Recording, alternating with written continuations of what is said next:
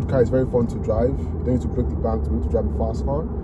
So it's about 306 horsepower, and I mean that's considerably still good for a small sedan in this segment.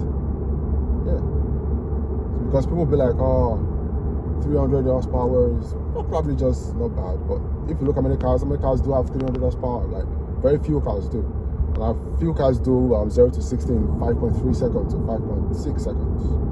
So yeah, if you could in this car still race maybe an EcoBoost, a Mustang EcoBoost, yeah, you're still gonna get a better chance. But this is not as expensive as a Mustang, and you also get the reliability of the exhaust, also get the performance, and also get the luxury. So it feels good for a 2011 car. It still feels very nice. Yeah. So I've been driving this car for like a month.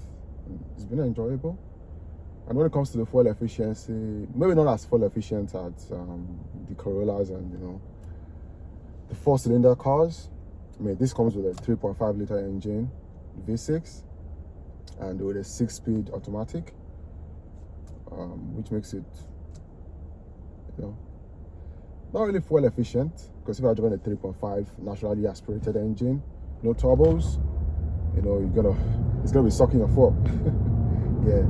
And I think the kilometer range is around 550 at most.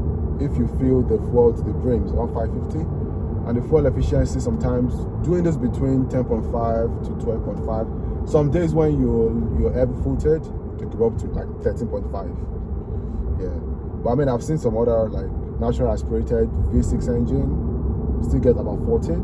So you don't expect much in fuel efficiency from a 6-cylinder engine. Yeah, so that's what you have to sacrifice. But I mean, you can also get the reliability of Toyota. It will run forever. I've seen cars of this segment go for like over 300 Ks, and it still runs very fine. Like I've tested one. I drove one that is around 250,000.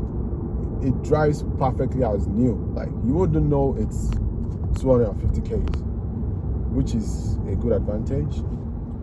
So if you're looking to get something very close to having fun and reliable car, a fun to drive car. I mean, it's a rear-wheel drive. You could easily launch it, and you could drift it. You could do a burnout, so you could still have the fun. But don't forget, it will never break. It's a Toyota. That's one thing. Although it could have some issues, but you know that, I mean, the engine's not gonna knock very soon. This one I'm driving is around 125,000 kilometers. So obviously, it still has a very long, life in it. Yeah, I've always wanted to get something like this for a long time, but it's in Australia, but it's a bit expensive because it's scarce and because of the performance. Because if you're looking for a car over 300 horsepower, they're always going to be expensive. Because I think you could buy, if you try to get the Hyundai, the newer one, the i30N Premium, you could probably just spend almost 50,000. As less horsepower than this one. So instead of you spending over almost 50K on getting the new thing, because they have a bigger screen, they have just a couple of new technologies and probably finer body, you could actually just get this one. Let's say this one, you're gonna get one like 20 grand, depending on where you see. That's why it's kind of very expensive, which I don't agree with, because the 2011 car, it's about 14-year-old. What's the point of 13-year-old? What's the point of you spending that much money? But for what you're gonna get in performance and everything, this is the best. I'll tell you, this is the best. It's the best daily driver you could get, which I know you wouldn't, you would love to drive it, because you could get into any race, like on the stoplight. I don't care what car is beside you, unless you have an electric vehicle where it has the better torque, acceleration. But if it's every other engine, ICE engine, bruv, this is gonna blow it away, 100%. Yeah, 100%. So it's a good car to consider.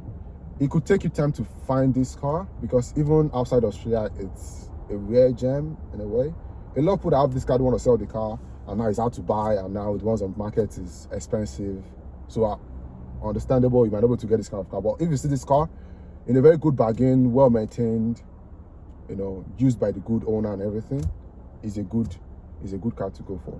I mean, it has a lot of new technologies. It has the adaptive cruise control, you know, in 2011, for crying out loud. It has the heated seats, got premium sound, got the, you know, the sunroof.